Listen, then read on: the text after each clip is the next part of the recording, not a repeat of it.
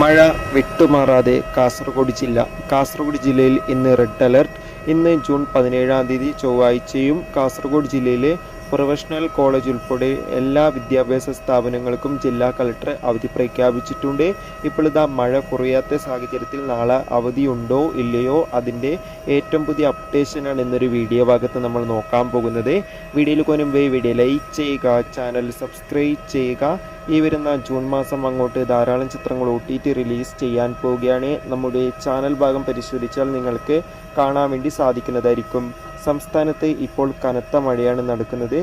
സംസ്ഥാനത്ത് ഏകദേശം 6 ജില്ലകളിൽ ഇപ്പോൾ റെഡ് അലർട്ട് പ്രഖ്യാപിച്ചിട്ടുണ്ട്. അതിലൊരു ജില്ലയാണ് കാസർഗോഡ്. കാസർഗോഡ് ജില്ലയിൽ കഴിഞ്ഞ 2 ദിവസമായി വിദ്യാഭ്യാസ സ്ഥാപനങ്ങൾക്ക് അവധി പ്രഖ്യാപിച്ചിട്ടുണ്ട്.